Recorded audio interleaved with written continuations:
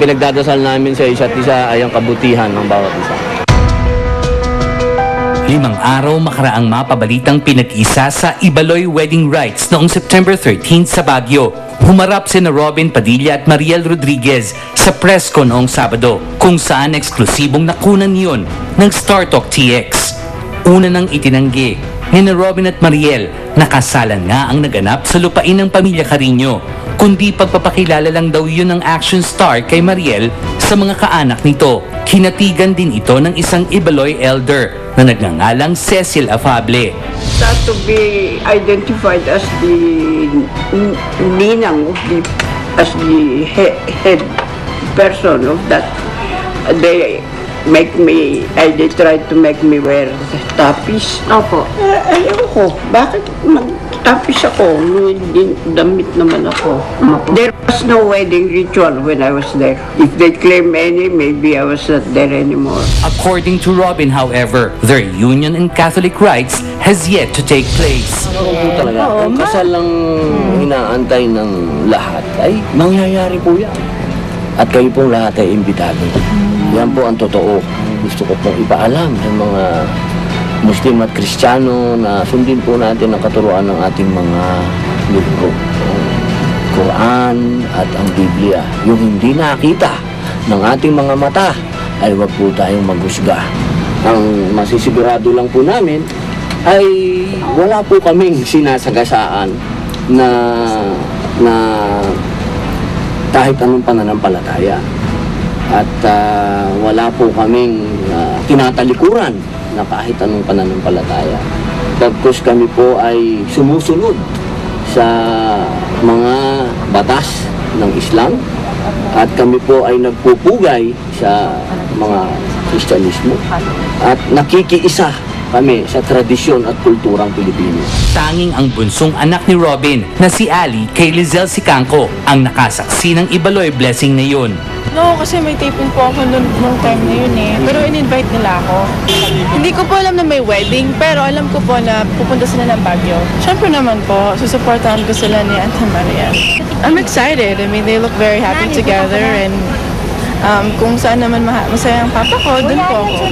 Sobrang happy po ako sa kanila. Days after the Star Talk TX exclusive coverage, another revelation from Robin and Mariel's camp caught public attention. Ito ang mahigit isang buwan na palang pagpapakasal ng dalawa at the Taj Mahal site in Agra, India, last August 19, 2010, under what Mariel disclosed as Nika rites. The previous month of August seemed to be a very busy period for the couple since they met on May 15 this year. As 7 ng Agosto nang iniabot ni Robin on national television ang engagement ring kay Mariel na nagkakahalaga umano ng 1.2 million pesos. August 9 nang magbitiw ang action star sa isang programa sa kabilang istasyon upang lumipad patungong India in observance of the Ramadan. August 17 when Mariel reportedly followed her boyfriend in India. August 19 when the wedding in Muslim rites took place. Bagay na hindi umano alam ng mga anak ni Robin. Siyempre po nagulat po ako sa una, pero masaya po ako para sa kanila. Kasi nakikita ko naman po na masaya sila. Ngayon hindi na siya lonely, nagmahal siya ulit. Tsaka nakikita ko naman po kay Mariel na siya, inaalagaan niya yung papa ko. Basta kung saan masaya yung papa ko, dun po ako. So ngayon po, happy ako kasi, di ba, wala nang lihim-lihim, lahat confirmed na, and they're both, mas magiging masaya sila kasi they have the liberty to be sweet in public and, to show their love and affection to one another. Sana both of you will last forever. How are Robin's children treating Mariel? We're good. Alam mo, napaka-sweet na bata ni Ali eh. Kasi we're like friends. Oo, that's how we are. Barkada. Hindi pa kami masyadong makakilala. All I can say is now, she's nice. She's nice to me. And I can see that she loves my dad very much. That's what matters. Huwag kang mag-alala, anak. Dadating ang panahon, makukongratulate mo ako ng harapan. At yun ang masasabi mo na naganap na nga ang dapat maganap.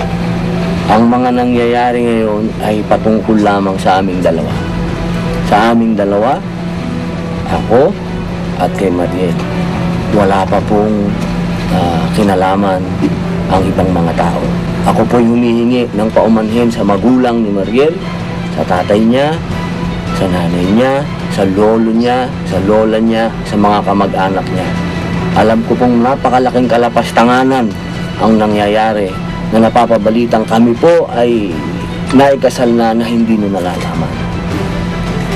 Kami po muli ay walang pinapasinungalingan. Antayin po natin ang programa namin at siyang magpapaliwanag na ang lahat ng naganap ay may katotohanan. Ngunit, tandaan po natin, ang lahat ng mga bagay ay may sariling panahon at may sariling eksplika. Samantala, inihatid ni Robin at Kylie si Ali sa airport nitong Lunes patungong Australia. Sumama kay Ali ang manager ng action star at kanyang abogado upang pag-usapan ang kapakanan ng mga anak nila ni Lizelle. Bakas ang kalungkutan sa mukha ni Ali, ngunit baon nito ang mga dasal at payo ng pamilya. I'm sad. You're sad? Where is sad? I'm gonna leave my dad. Bagamat nanay niya yung pupuntahan niya na isang kaligayahan, ngunit yung pag-alis niya, kalungkutan niyo. Sa ngayon, nakita naman niyo si Ali. Pinalalakas ko na lang yung loob. Kasi sabi ko lang siya, bawal umiyak ang lalaki. Huwag mong kalimutan lahat yung mga natin, pinag-aralan natin. Kasi laging napapaaway. Sinabi ko po sa kanya na maging good boy siya, lagi siya makinig sa mama ko at mag-aaral siya ng mabuti. Masaya po ako kasi makasama niya po yung mama ko. Bye. Thank them for all the support. Right? Thank you. You kiss all your fans. Give them a kiss. Masaya ring ibinalita ni Queenie ang pagdating ni Ali pabalik ng Australia. Masayang-masaya po sila. Tsaka nagpaluto si Ali ng mga paboritong recipes ni Mama. Like steak, spaghetti, tacos. Sa pagbabalik ng Star Talk TX, alamin ang damdamin ni Mrs. Eva Carino Padilla, ina ni Robin, sa bagong katayuan ngayon ng kanyang anak sa piling ni Mariel. Susunod na!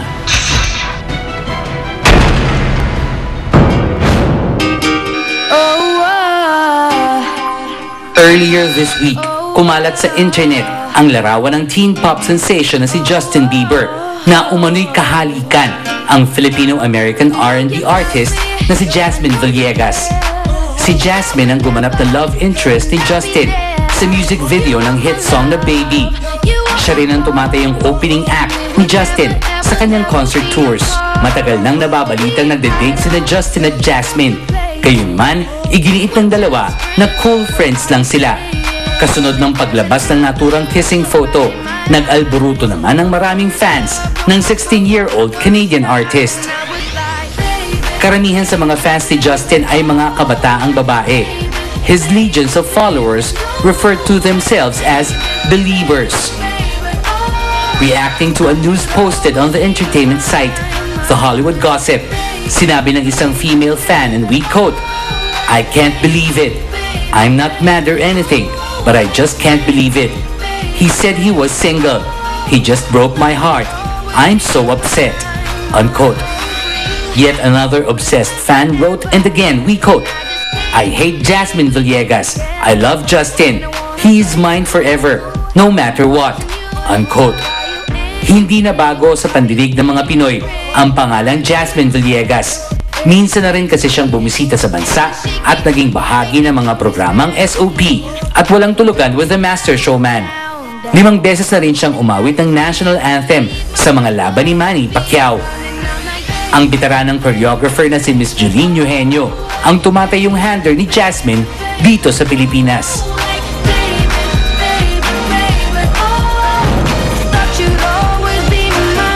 O di ba pareho kami ng hair ni Justin Bieber? Anyway, Ang kapal, no? Anyway, Justin Bieber is back with a massive album entitled My World. This is released under MCA Music, and My World combines Justin Bieber's 2 mini albums. Ang mga title ay My World and My World 2. My World includes such huge hits as One Time, One Less Lonely Girl, Baby, and more. Kaya get free, limited and exclusive Justin Bieber merchandise for every purchase of Justin Bieber My World's CD in selected Odyssey and Astor Plus music stores nationwide. Offers good while supply last. Ito na. Naku, balik pa rin doon si Robin Padilla na kasalan. Ito, Mami Eva ibubunyag ang damdamin at Giselle Sicangco reunited na kay Ali. Ano kaya ang nangyari sa Australia at iba pang development sa kasalang Robin at Mariel sa pagbabalik ng Star Talk. Justin Bieber.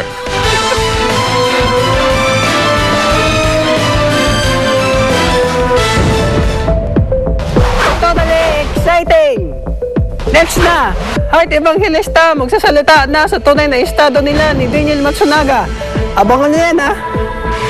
Startup TX!